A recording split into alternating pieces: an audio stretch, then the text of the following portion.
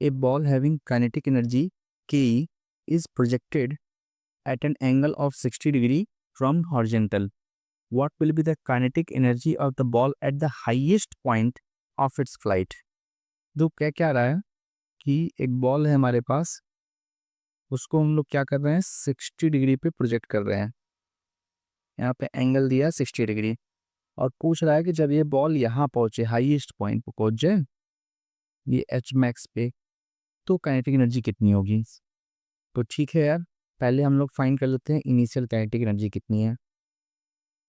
Initial kinetic energy, तो initial kinetic energy क्या हो जाएगा, हाफ एम यू स्क्वायर। ठीक है, एम तो दिया नहीं है और यू वेलोसिटी मान लेते हैं, तो ठीक है, यही काइनेटिक एनर्जी हो जाएगा हाफ एम यू स्क्वायर। ठीक है, अभी जब ये हाईएस्ट पॉइंट पे आ जाएगा, जब ये बॉल आपका इस हाईएस्ट पॉइंट पे पहुंच जाएगा ना, तो हाईएस्ट पॉइंट पे क्या होता है, सिर्फ इसके पास हॉरिजॉन्टल वेलोसिटी होगी, ऊपर वर्टिकल वेलोसिटी इसका नहीं होगा।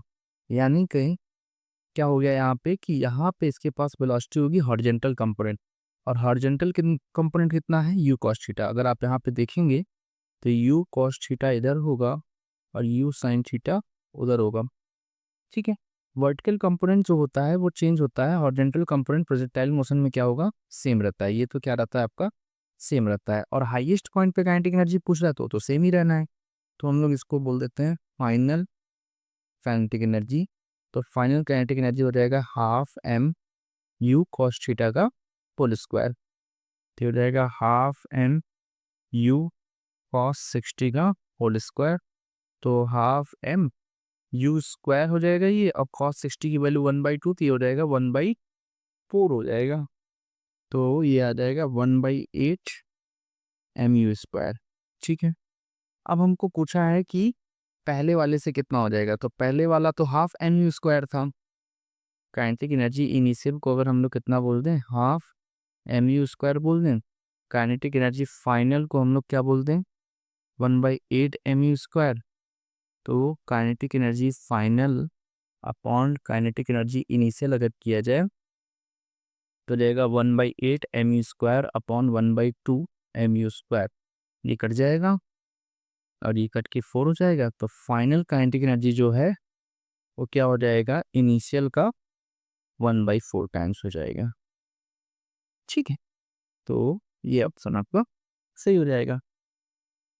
तो अच्छा सवाल था ये, वर्क एनर्जी पावर और प्लस प्रोजेक्टाइल मोशन को मिला करके इसने बनाया था। तो आप नेक्स्ट सवाल में क्या कर रहा है हम लोग को कि हमारे पास the equation of a transverse wave travelling along a string. ठीक है, एक ट्रांसवर्स वेव है हमारे पास और उसका इक्वेशन दिया है 4 sin 20 into 10⁻³ plus 600t mm में। ठीक है, y mm सॉरी x जो है, x जो है वो mm में है और t किसमें है, सेकंड में है। तो हमसे पूछ रहा है वेलोसिटी ऑफ वेव। ठीक है, तो सुनो, वेलोसिटी ऑफ वेव का जो फॉर्मूला होता है वो होता है coefficient of t upon coefficient of x। ठीक है, इसको ऐसे याद रख सकते हैं। तो कोफिशिएंट ऑफ t कितना है यार, 600 अपॉन कोफिशिएंट ऑफ x कितना हो गया, 20 इंटू 10⁻³ तो ये तो हो गया 30 इंटू 10⁻³। तो वेलोसिटी ऑफ वेव कितनी आ गई, 30 इंटू 10⁻³ mm पर सेकेंड। बट हमारे आंसर हमको किसमें चाहिए, मीटर पर सेकेंड में चाहिए। ठीक है, मीटर पर सेकेंड में कैसे करेंगे यार, तो मीटर पर सेकेंड में करने के लिए हमें क्या करना पड़ेगा, अगर हम लोग इसको डिवाइड कर दें 30 इंटू 10⁻³ को, ठीक है, तो 1 मीटर में आपका होता है 1000 mm। ठीक है, तो 1000 से यहाँ पे डिवाइड कर देंगे तो ये 10⁻³ से कट जाएगा, तो कितना आ जाएगा 30 मीटर पर सेकेंड। ठीक, अभी देखो यहाँ x का भी कंपोनेंट जो है पॉजिटिव है और t का भी कंपोनेंट पॉजिटिव है। अगर दोनों पॉजिटिव पॉजिटिव है, इसका मतलब जो आपकी वेव है ना वो पीछे चल रही है, तो वेव पीछे चल रही है, तो यहाँ पे आंसर हो जाएगा आपका -30 मीटर पर सेकेंड। ठीक है, जबकि डायरेक्शन ऑफ वेव क्या है, निगेटिव एक्सेस है। डायरेक्शन ऑफ वेव क्या है, निगेटिव एक्स एक्सिस में। अब चलो अगला क्वेश्चन देखते हैं क्या कह रहा है। इसमें कह रहा है energy of a system is given by e which is a function of time is equal to alpha cube e to the power minus beta t. ठीक है, ऐसी बात कह रहा है जहाँ पे टी टाइम है और बीटा की वैल्यू दिया है 0.3 पर सेकेंड। एरर्स दिया है मेजरमेंट ऑफ अल्फा इज 1.2% और measurement errors in the measurement of T 1.6% respectively. तो कह रहा है टी इक्वल टू 5 सेकेंड पे मैक्सिमम परसेंटेज एरर एनर्जी में कितना आएगा। ठीक है, चलो देखते हैं सवाल क्या कह रहा है। कह रहा है कि जो एनर्जी है ना उसका फॉर्मूला क्या है, alpha q e to the power minus beta t. ठीक हो गया। अभी मुझे क्या चाहिए यार, एरर्स निकालना है। तो मैं क्या करता हूँ, दोनों तरफ के लॉग ले लेता हूँ। L N E equal to L N alpha cube e to the power minus beta t, जैसे अलग अलग हो जाए। तो ये तो हो गया L N E equal to L N alpha cube plus L N एक second plus L N E to the power minus beta T. यहाँ पे हमने एक प्रॉपर्टी लगाया है, L N A B equal to होता है L N A plus L N B. ठीक है, तो ये तो हो गया आपका L N E equal to, ये तो आ जाएगा 3 times of L N alpha और ये इधर आ जाएगा तो आ जाएगा माइनस बीटा टी और एल एन ई की वैल्यू 1 हो जाएगी। ठीक है, अभी इसमें मुझे क्या करना है, मैक्सिमम एरर फाइंड करना है। तो मैं डिफ्रेंशिएट करूंगा इसको, तो डिफ्रेंशिएट करूंगा तो ये आ जाएगा 1/e into D equal to 3/अल्फा into D alpha. Errors are always additive, so यहाँ पे प्लस साइन यूज करेंगे और ये हो जाएगा बीटा, ठीक है, डी टू। ठीक है, अभी मुझे टी में भी एरर दिया हुआ है तो मैं यहाँ पे क्या करता हूँ, टी से मल्टीप्लाई करता हूँ, टी से डिवाइड कर देता हूँ। ठीक है, तो दिस इज व्हाट, ये तो कुछ नहीं है, ये तो error in the measurement of E आ गया। ठीक है, error in measurement of E आ गया। ठीक है, D alpha by alpha error in measurement of alpha, D T by T measurement in the error in measurement of T आ गया। तो वैल्यू पुट करते हैं तो 3 डी अल्फा बाई अल्फा की वैल्यू 1.2% दिया है। ठीक है, बीटा की वैल्यू दिया है 0.3 into D T by T की वैल्यू दिया है 1.6। और कब कह रहा है, जब टाइम 5 सेकेंड हो, तो यहाँ पे 5 12 36 हो गया 3.6 और 16 25 80 तो 8 सिर्फ 24 तो ये हो गया 2.4। तो ये आ जाएगा आपका 6 4 10 3 2 5 1 6। तो 6% का एरर आ रहा है in the measurement of what, E. तो ये सिंपल एरर का सवाल था। तो डायमेंशन और एरर, इसको अच्छे से रिवाइज कर लीजिएगा, रिपीट होता रहता है, डायमेंशन एंड एरर। ठीक, और डायमेंशन में भी principle of homogeneity, principle of homogeneity के सवाल अच्छे से प्रैक्टिस कर लेंगे। सवाल देखते हैं, कह रहा है a circular disc of radius r metre mass m kg is rotating around the axis perpendicular to the disc. एक सर्कुलर डिस्क है हमारे पास, ये होता है डिस्क कुछ ऐसा। ठीक है, एक ये डिस्क हो गया और इसका मास दिया है हमको m kg। ठीक है, और इसका रेडियस दिया है r मीटर। ठीक है, is rotating around the axis perpendicular to disc. ठीक है, इसके पास से ऊपर से एक एक्सिस गई है और उसी के अराउंड ये क्या कर रहा है, रोटेट कर रहा है। और कैसे रोटेट कर रहा है यार, कि उसमें थीटा की वैल्यू दिया हुआ है, angular displacement 5t² minus 80 time dependent दिया है। ठीक है,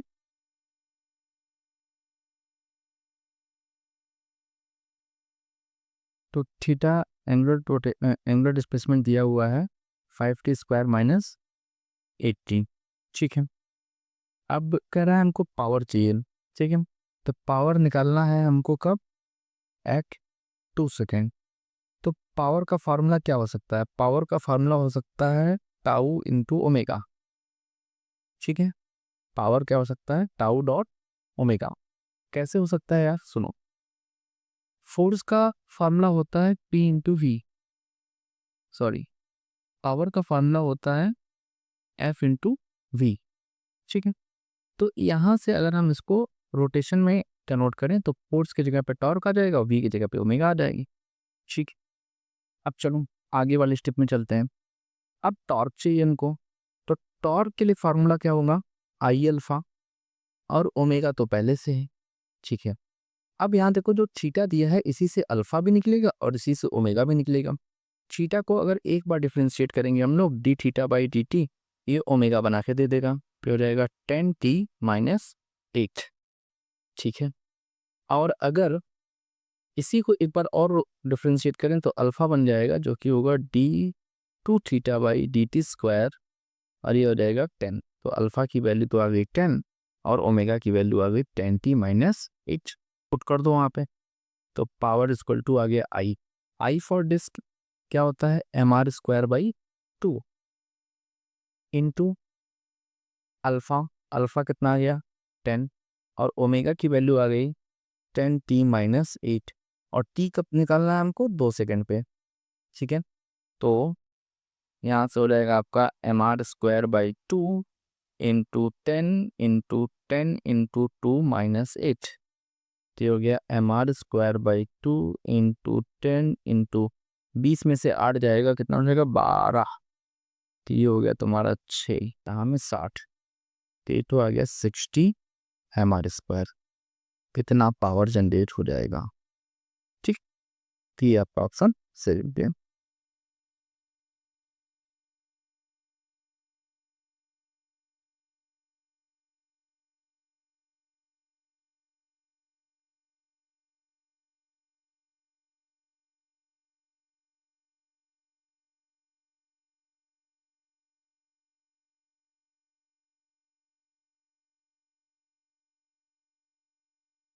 चलो यार अगले क्वेश्चन में देखते हैं। कह रहा है water flows in a horizontal pipe whose one end is closed with a ball.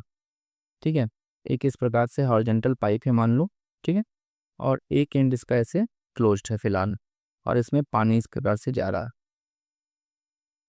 ठीक है, the reading of the pressure gauge attach to the pipe is P1। अभी जो यहाँ पे प्रेशर रीडिंग हो रही है P1 है। The reading of pressure gauge falls to P2 when the valve is open. और अगर मान लो यहाँ पे जो वॉल्व है उसको हम लोग ओपन कर दें तो इस प्रकार से पानी तो फ्लो करेगा ही, लेकिन अभी जो प्रेशर है वो कितना हो गया? P2 हो गया। तो कह रहा है speed of water flowing in the pipe is proportional to. ठीक है, पहले एक एंड क्या था?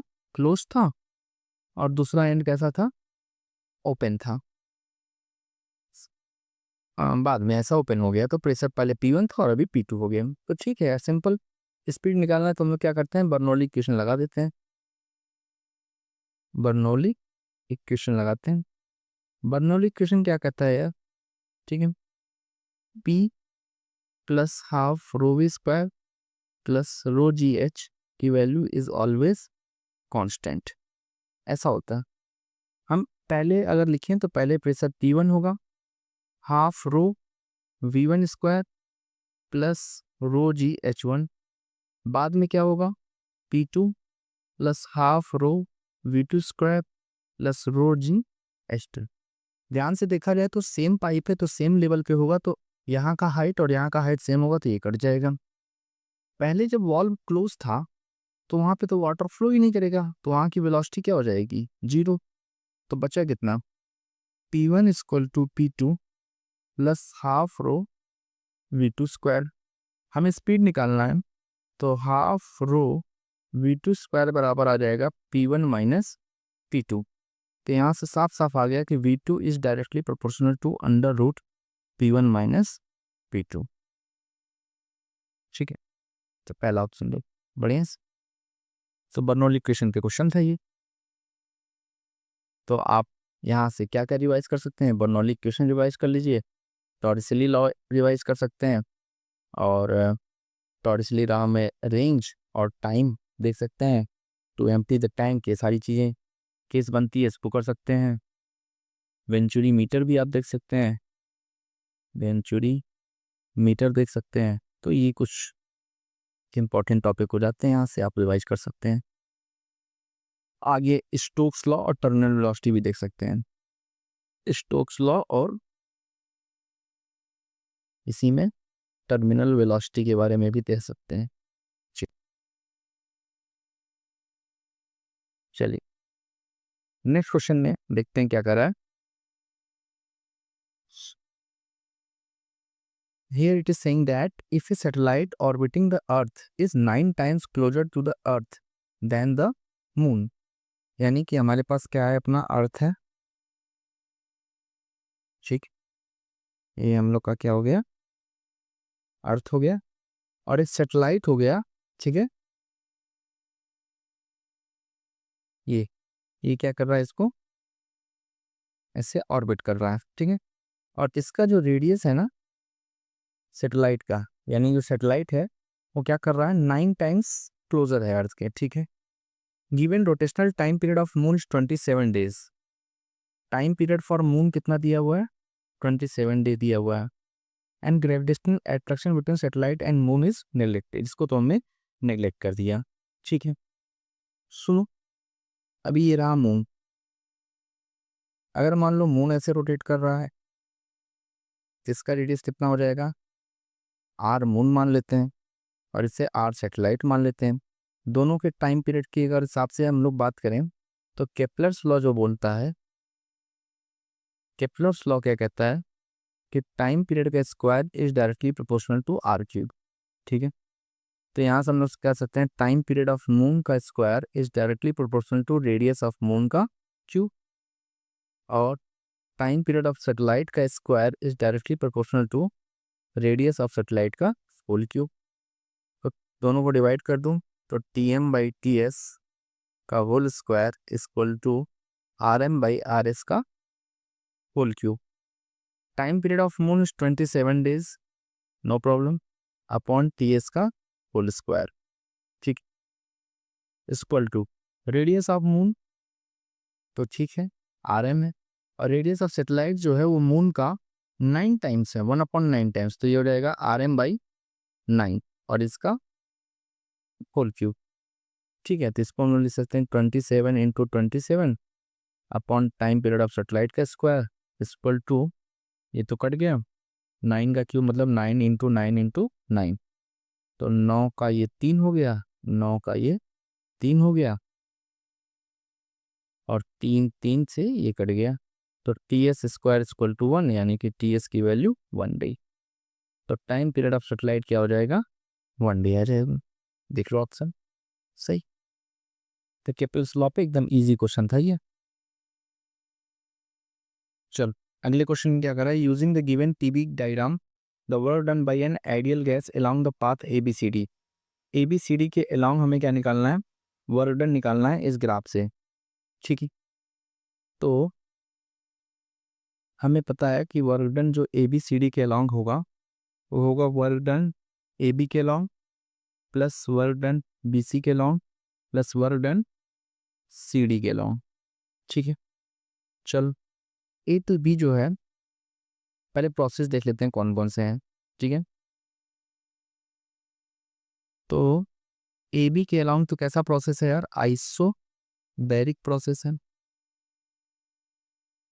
BC के अलाउंग तो आइसोकोरिक है, और CD के अलाउंग क्या है, सॉरी आइसोबैरिक है, वंस अगेन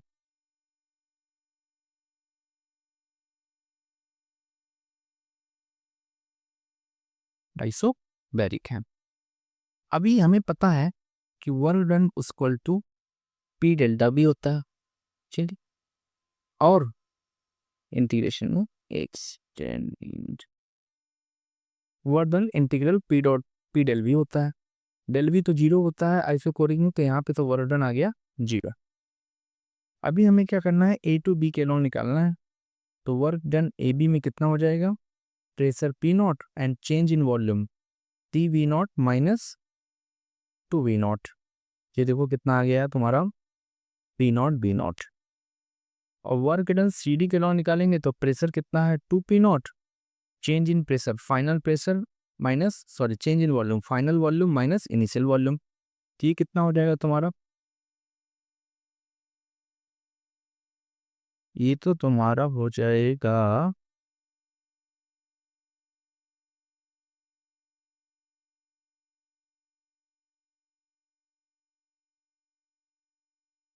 या वी नॉट होना चाहिए था, ठीक है, या वी नॉट होगा। तो कितना हो जाएगा तुम्हारा v naught minus 3 v naught. तो कितना आ जाएगा तुम्हारा -4 पी नॉट वी नॉट। तो वर्क डन जो आ गया ए बी सी डी के अलाउंग ये आ गया कितना p naught v naught minus 4 times of p naught v naught. ये आ गया -3 पी नॉट वी नॉट, ये आ गया वर्क, ठीक है। और माइनस साइन का मतलब क्या हो रहा है, यहाँ पे कंप्रेशन हो रहा है, ये भी कंप्रेशन को रिप्रेजेंट कर रहा है, ठीक। अब ऐसे सवाल हमने कई बार कर चुके हैं हम लोग, ठीक है, तो ये रिपीट हो रहे हैं लगातार सवाल, ठीक है। तो ऐसे सवाल की हमको प्रैक्टिस कर लेनी है अच्छे से।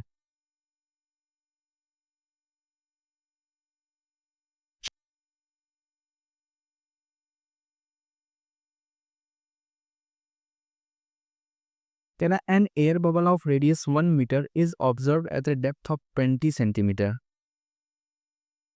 क्या कह रहा है कि मान ली सरफेस है, ठीक है, an air bubble of radius 1 mm is observe at the depth of 20 centimetre, यानी कि 20 सेंटीमीटर नीचे एक एयर बबल है, ठीक है, ये है बबल आपका। Below the free surface of having surface tension, अच्छा टी की वैल्यू दिया हुआ है हमको 0.095 जूल पर मीटर स्क्वायर एंड डेंसिटी दिया है कितना 10 पावर 3 kg पर मीटर क्यूब, जो कि वाटर की होती है। The difference between the pressure inside the bubble and atmospheric pressure, ठीक है, बबल के अंदर और एटमॉस्फेरिक प्रेशर हमें निकालना है। तो मान लेते हैं कि इसके अंदर का जो प्रेशर है वो पी इन है, और यहाँ पे जो प्रेशर होगा वो कितना होगा, तो ये तो एच हाइट नीचे है, तो यहाँ तो हो जाएगा atmospheric pressure P not plus rho g H, ठीक है, ठीक हो गया यार। अच्छा, अभी क्या है कि अंदर का प्रेशर और बाहर के प्रेशर का जो डिफरेंस होगा बबल में क्या होगा, P inside minus p not plus rho g H, ये तो किसके बराबर होगा 2T/R। एक्सेस प्रेशर का ये फॉर्मूला होता है।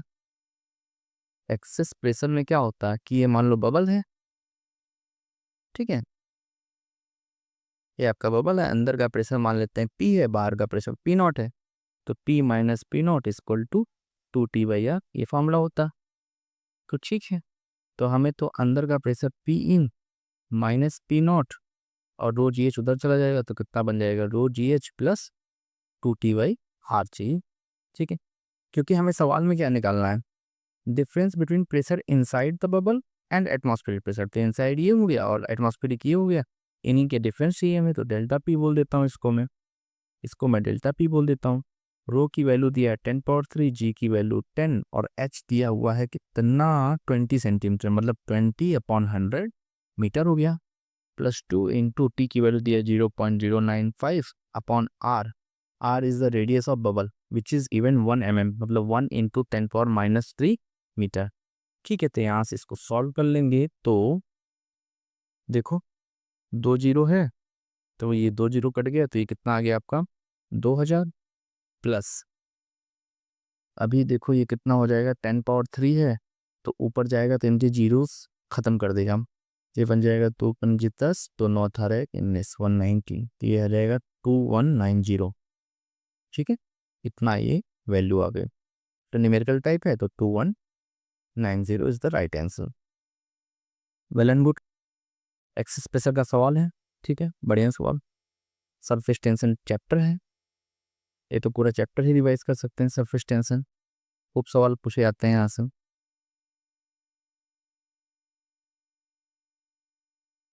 चलो। नेक्स्ट में कह रहा है a satellite of mass m/2 is revolving around the earth in a circular orbit at a height of r/3 from earth surface. Okay, तो चलो ये देखो, ये अपना अर्थ हो गया, ये सैटेलाइट हो गया। ये क्या कर रहा है, ऐसे ऐसे ऐसे ऐसे ऐसे ऐसे ऐसे ऐसे ऐसे ऐसे ऐसे रिवॉल्व कर रहा है, ठीक है। और इस सैटेलाइट की जो दूरी है ना, अर्थ सरफेस से दिया है r/3, तो अर्थ से तो सरफेस तक का रेडियस कितना होगा, r। यानी जो सैटेलाइट की दूरी हो गई वो कितनी हो गई actually, r/3 plus r equal to 4r/3। इतनी दूरी पे सैटेलाइट है, ठीक है। आगे क्या कर रहे हैं, the angular momentum of the satellite is something. Angular momentum यानी कि एल की बात कर रहा है। एल जो दिया है सैटेलाइट का वो कितना है, समथिंग। ये तो होता है mv0r। तो यानी कि हमें क्या निकालना पड़ेगा यहाँ पे, इस सैटेलाइट का ऑर्बिटल वेलोसिटी निकालना पड़ेगा। और ऑर्बिटल वेलोसिटी का फॉर्मूला होता है √gm/r। तो v0 equal to √g। m कितना है यहाँ पे यार, m/2, और r कितना है, 4r/3 है, 4r/3 हो गया। तो ऑर्बिटल वेलोसिटी आ गया कितना, √3gm/8r। ठीक है, ये तो क्या आ गया हमारा ऑर्बिटल वेलोसिटी। तो अब सारे वैल्यू को पुट कर देते हैं।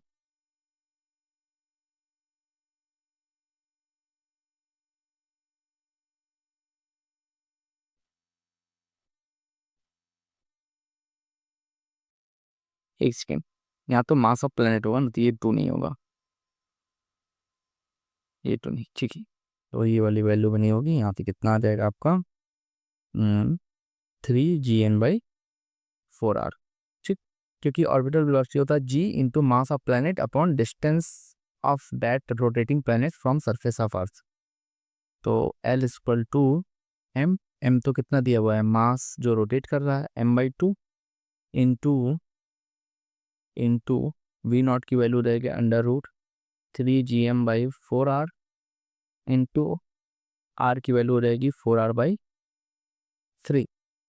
तो यहाँ से अगर इसको मैं अरेंज करूँ, और ये हो जाएगा m/2 इंटू √3gm/4r, और इस पूरे को अगर मैं अंदर ले जाऊँ तो स्क्वायर में जाएगा ये अंदर, ठीक है। तो स्क्वायर में जाने का मतलब हो गया कि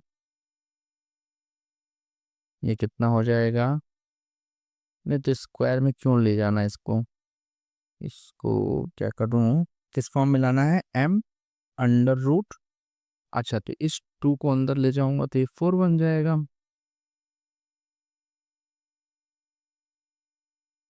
ले चलते हैं छोटे को इस फॉर्म, तो ये हो जाएगा m3gm/4r इंटू ये 2 अंदर जाएगा तो 4 बन जाएगा, और ये आएगा तो 4 का स्क्वायर 16 इंटू r²/9 बन जाएगा। तो ये कट के 3 हो जाएगा, ये 16 से कट जाएगा, ये r से बाहर कट जाएगा, तो ये आ जाएगा √gmr, और बाहर एक m पहले से है /3, ठीक है। तो यहाँ से अगर कंपेयर करें इस वाले इक्वेशन से, तो यहाँ से x की वैल्यू कितनी आ गई, 3 आ गई, ठीक है सर।